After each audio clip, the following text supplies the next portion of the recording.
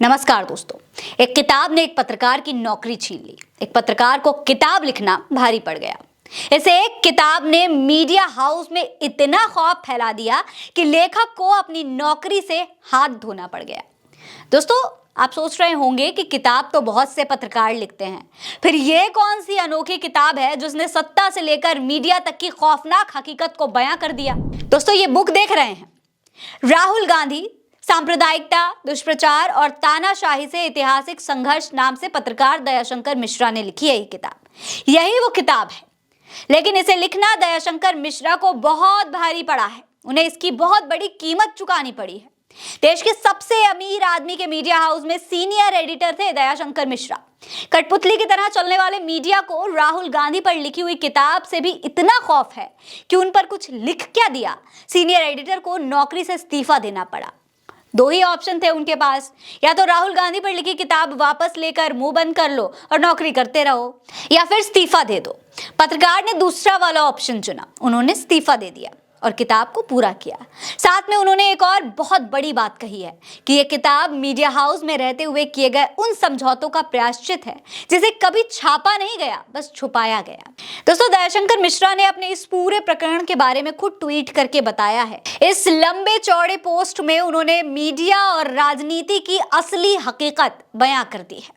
उन्होंने लिखा है, राहुल गांधी पर सच लिखना कितनी मुश्किलें खड़ी करेगा, मुझे बिल्कुल अंदाजा नहीं था। ऐसे समय जब सत्ताधीशों पर गाथा पुराण लिखने की होड़ लगी हो, मैंने सोचा था कि एक लोक नीतिक विचार की सोच, दृष्टि और दृढ़ता को संकलित कर प्रस्तुत करना किसी को क्यों परेशान करेगा, लेकिन मैं गलत साबित हुआ। लिखना और व्यक्त करना हमारा काम है, लेकिन इसी के विस्तार से अचानक कंपनी की धड़कनें बढ़ गई। मेरे पास विकल्प था कि मैं किताब वापस ले लूं, नौकरी करता रहूं, चुप रहूं, लेकिन मैंने किताब को चुना, जो हमारा बुनियादी काम है। उसको चुना, सच को चुना। इसीलिए पहले इस्तीफा, फिर किताब। ये किताब असल में न्यूज रूम के हर उस समझौते का प्रायश्चित है जिसे छापा नहीं, छिपाया। इसमें राहुल गांधी के खिलाफ 2011 से शुरू हुए दुष्प्रचार की तथ्यात्मक कहानी और ठोस प्रतिवाद है। किस तरीके से मीडिया ने लोकतंत्र में अपनी परंपरागत और गौरवशाली विपक्ष की भूमिका से पलटते हुए न केवल सत्ता के साथ जाना स्वीकार किया, बल्कि विपक्ष यानी जनता की प्रतिनिधि आवाज को जनता से ही दूर करने की, उसकी छवि को ध्वस्त करने की पेशांगदी की। न्यूज रूम और दुष्प्रचारी आईटी सेल के अंतर को मीडिया ने मिटा दिया। यह किताब सांप्रदायिकता, दुष्प्रचार और तानाशाही के खिलाफ राहुल गांधी के संघर्ष का विश्लेषण है। संवैधानिक संस्थानों पर केंद्र का कब्जा, अन्ना हजारे के साथ मिलकर केजरीवाल की प्रोपेगेंडा राजनीति का चक्रव्यूह पाठक इसमें आसानी से समझ सकते हैं। यह किताब हालिया इतिहास में लोकतंत्र और संविधान पर हुए हमलों को सिलसिलेवार 11 अध्ययनों में बताने का सहज प्रयास है। आप पढ़िएगा और बताइएगा कि हिंदुत्व की राजनीति में मॉब लिंचिंग की स्थापना, झूठ और दुष्प्रचार की प्रभुसत्ता, हिंदू संप्रदायवाद का नया राष्ट्रवाद बनना, लोकतंत्र से लोकतांत्रिक मूल्यों का विलोपन, ये भारत पर खरोच है जो कुछ समय में ठीक हो जाएगी। यह एक दशक तक सत्ता नीतिक संवैधानिक विकास है जिसके निदेशक तत्व आज भारत को चला रहे हैं और दशकों तक चलाते चलेंगे। दोस्तों, दयाशंकर मिश्रा भारतीय पत्रकारिता में किसी तारुफ के मोहताज नहीं है। वो सालों से पत्रकारिता कर रहे हैं। इस्तीफा देने से पहले तक वो नेटवर्क 18 में नौकरी किया करते थे। उनकी ये किताब दिसंबर 2023 तक जनता के बीच में आ जाएगी। लेकिन सवाल ये है कि आखिर बीजेपी के पूरे इकोसिस्टम को राहुल गांधी से इतनी नफरत क्यों है? ये नफरत है या फिर डर है?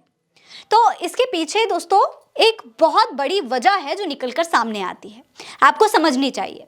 दरअसल इस किताब में इस सदी की सबसे बड़ी सियासी साजिश का खुलासा किया गया है। 2011 से राहुल गांधी और गांधी परिवार को बदनाम करने के लिए कैसे देश विदेश में साजिशें बनी और कैसे भारतीय मीडिया ने इन साजिशों को अंजाम दिया, उसका पूरा का पूरा ब्यौरा इस किताब में। दोस्तों, जब मीडिया में राहुल गांधी का नाम तक लेना गुनाह है, तब उसी मीडिया के अंदर से एक आवाज बुलंद होती है और पूरी साजिश को बेनकाब कर जाती है। पिछले 12 साल से राहुल गांधी की चरित्र हत्या करने में कोई कसर नहीं छोड़ी गई है।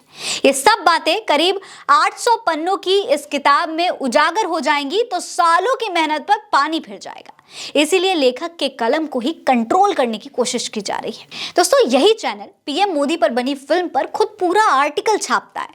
चाय वाले से कैसे प्रधानमंत्री तक की पूरी कहानी का बखान कर सकता है, तो फिर राहुल गांधी पर लिखी एक किताब से इतना डर कहीं ये साबित तो नहीं कर रहा कि राहुल की बदलती इमेज कई लोगों की आंखों में किरकिरी बनी हुई है? आपको क्या लगता है? अपनी राय हमें कमेंट सेक्शन में लिखकर बताइए।